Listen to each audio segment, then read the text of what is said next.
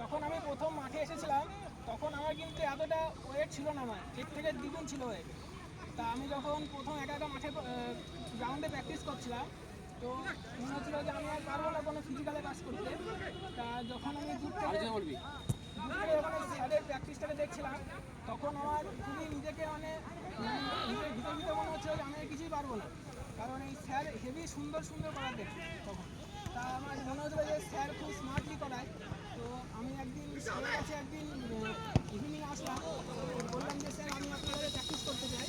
তো স্যার বললো যে কেন হবে না আমার কাছে প্র্যাকটিস, অবশ্যই করবি। তো আমি তারপর থেকে স্যারের কাছে প্র্যাকটিস শুরু করলাম। তো আমি অন্যান্য টিমগুলোকে দেখেছিলাম, কিন্তু এই স্যারের মতো স্মার্টলি কেউই করাতো না। তো আস্তে আস্তে আমি স্যারের কাছে প্র্যাকটিস করতে করতে এই 1 বছরের মাথায় আমি একটা ফিজিক্যালে পাস করি এবং আমার ওয়েটও অনেক কমে যায়। তো 22 কেজি মতো আমার কমে গেছে। কখনই বলো 22 কেজি একটা ওয়েট লস চাটাকের ব্যাপার।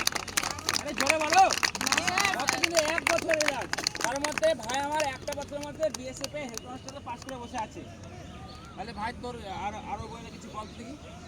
আরও আমি এমনি চেষ্টা করছি এখন অন্যান্য চাকরিগুলোকে, লাইনগুলোকে, যেগুলো এসএসসি জিডি আর্মি দেখি কোনগুলোতে হয়। তো একটা তো হয়েছে, আর চেষ্টা করতে হবে এখন।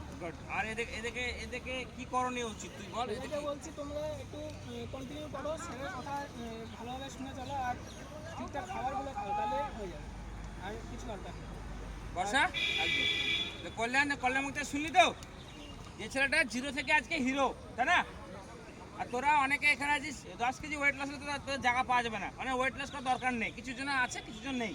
তা আমি বলবো তাদেরকে বলবো নিজের ধ্যান দে, নিজের ধ্যানটা ভালো জায়গায় দে, অটোমেটিক তুই তৈরি হয়ে যাবি। এবং তোকে সবসময় টিমের ছেলে মেয়ে বেস্টটা খুঁজতে হবে, যে কে গ্রাউন্ডে ভালো দৌড়ায় গ্রুপের মধ্যে, তাই না? তাকে ফলো করলে হবে। আর পিছনে তাকালে হবে না যে পিছনে কে আছে, সামনে তাকা। বর্ষা শুধু আমাদের ছেলে না, বর্ষা তুই বল, জোরে বলবি।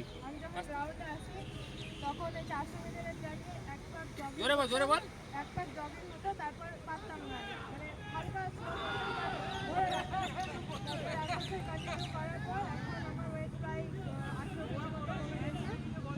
কতটা কমেছে?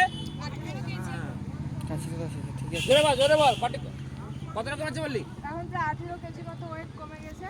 যে এখন দাদা যতটা টার্গেট দেয় আমাদের 40 মিনিট যেরকম হয় রান, ততটা কমপ্লিট করি। আর পিটিগুলো আমাদের নিয়মিত সঠিকভাবে করতে হবে, রেগুলার মাঠে আসতে হবে, যেমন করায় তেমনই করতে হবে, মানে পুরো 100% দাদাকে ফলো রাখতে হবে। তাহলে আমাদের রানটা আরও সহজ হয়ে যাবে এবং যারা ওয়েট লস করতে এসেছি তাদের ওয়েটটাও কমে যাবে। 22 কেজি 18 কেজি ওয়েটটা কি দুটো ওয়েট করলে কত হচ্ছে রে? হ্যাঁ, এই দুজনের বডি থেকে কতটা কমেছে ওয়েট? দুজনের ওয়েট থেকে 40 কেজি ওয়েট ধরাচ্ছি। 40 কেজি কে বলবে? এটা দুটো ছেলে মেয়ে মানে ওজন থেকে 40 কেজি ওয়েট লস, মানে ভেবে নে তুই। এখানে তুই আরো তো মাঠে দৌড়াই, তুই খুঁজে বাড়া কারো এতটা কমেছে, ঠিক আছে? এরকম আমাদের অনেক আছে। তোরা এদেরকে টার্গেট কর। এরা কিন্তু যখন আসে 0 আসে, আমার 0, ওকে আমি হিরো বানিয়ে ছেড়েছি। নানটু তো আছে, নানটুকে বাদ দিলাম। তোমরা কষ্ট হোক যাই হোক, এটা মেনে নিতে হবে যে আমাকে তৈরি করতে হবে। আচ্ছা, তোরা যখন প্রথম করতে কষ্ট হতো না রে? ব্যথা হতো? পায়ে ব্যথা করতো?